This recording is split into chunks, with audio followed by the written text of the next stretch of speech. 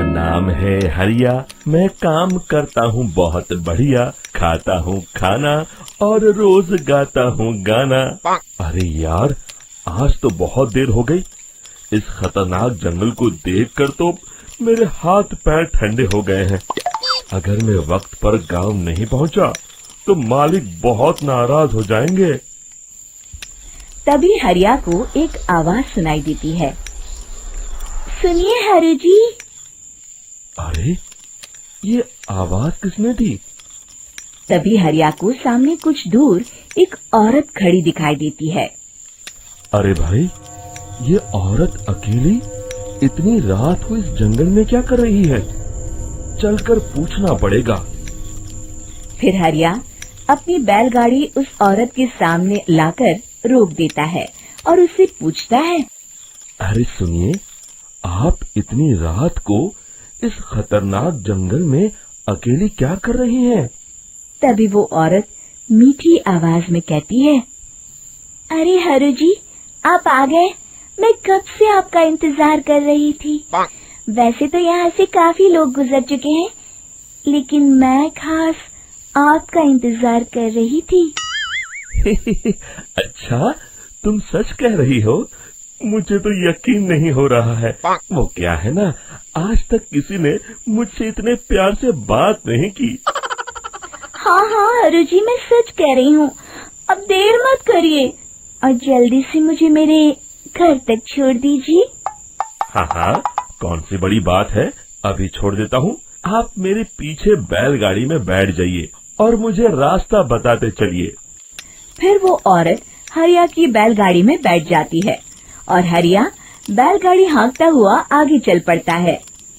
फिर उस औरत के बताए हुए रास्ते पर चलते चलते हरिया बैलगाड़ी लेकर एक काली गुफा के आगे आकर रुक जाता है। हरिया उस औरत से पूछता है। हाँ देवी जी, आपका घर कहाँ है? यहाँ तो एक गुफा के अलावा और कुछ नहीं है।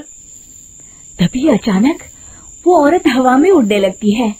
देखते ही देखते उसका सुंदर रूप एक डरावनी चुड़ैल में बदल जाता है और वो जोर जोर से हंसती है। अरे तू तो एक नंबर का बेवकूफ निकला। तू तो बड़ी आसानी से मेरी बातों में आ गया। अरे मर गया रे, ये तो एक चुड़ैल है। हे भगवान बचा ले, ये तो बड़ी डरावनी दिखाई दे रही है। और फिर अगले ही पल हरिया की बैलगाड़ी में रखा सारा सामान हवा में उड़ता हुआ उस काली गुफा के अंदर चला जाता है और वो चुड़ैल भी उस गुफा के अंदर जाकर कहीं गायब हो जाती है। हरिया ये नजारा देख बुरी तरह घबरा और परेशान हो जाता है। अरे, ये चुड़ैल तो मेरा सारा सामान लेकर गुफा में गायब हो गई। अब क्या होगा?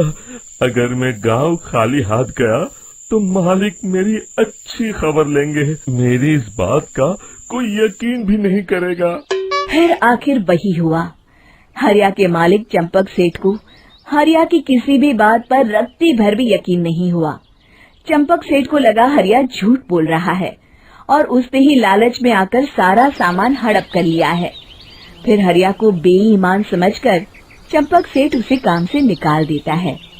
अगले दिन अपनी दुकान में परेशान बैठा चंपक सेठ गुस्से में बड़बड़ाता है। अरे, दुकान में तो सामान बिल्कुल भी नहीं है। अब मुझे ही शहर जाकर सामान लाना होगा। फिर वो अपनी बैलगाड़ी लेकर शहर चला जाता है। शहर से सामान लेकर जब चंपक सेठ वापस गांव लौट रहा होता है, तभी उसे एक आवाज सुनाई देती है। चंपक जी, ओ चंपक जी। अरे, ये तो कोई मेरा नाम लेकर मुझे पुकार रहा है। फिर उस रास्ते में वही औरत खड़ी दिखाई देती है।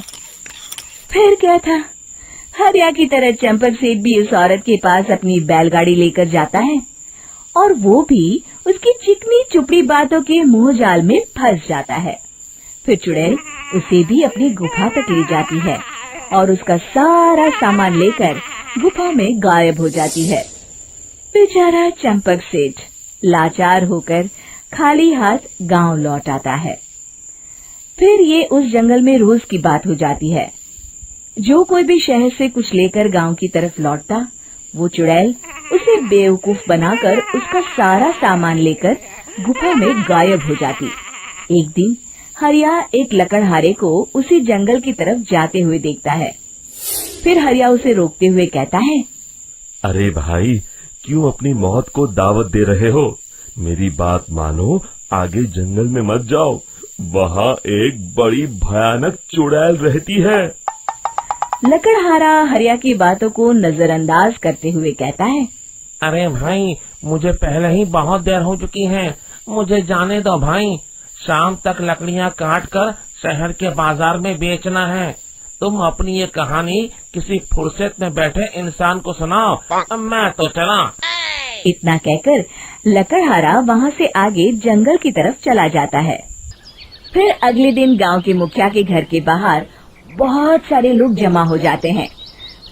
तभी हाथ में कुल्हाड़ी लिए खड़ा लकड़हारा कहता है, अरे मुखिया जी, अब आप ही हमें बचाइए उस जंगल वाली चुड़ैल से। हमारा सारा काम तो शहर से ही होता है। अरे मुखिया जी, उस चुड़ैल की वजह से तो मैं पूरी तरह बर्बाद हो गया हूँ। हम सबको मिलकर उस चुड़ैल का कोई इलाज करना पड़ेगा। तभी भीड़ में खड़ा बीरा कहता है, आप लोग चिंता मत करिए, कल से वो चुड़ैल किसी को नहीं लूट पाएगी। मेरे पास एक बहुत अच्छी तरकीब है। तभी चंपक सेठ उसका मजाक उड़ाते हुए कहता है, अरे तेरा नाम वीरा है तो क्या हुआ? तूने अभी उस चुड़ैल को देखा नहीं है? जाकर अपना काम कर, बड़ा आया। तब मुखिया जी कहते हैं, नहीं नहीं चंपक सेठ, मुझे लगता है हमें इस लड़के को एक मौका देना चाहिए। फिर सभी गांव वाले मुखिया जी की बातों से सहमत हो जाते हैं और वीरा शाम को एक बैलगाड़ी में कुछ सामान लादकर उस जंगल की ओर चल देता है।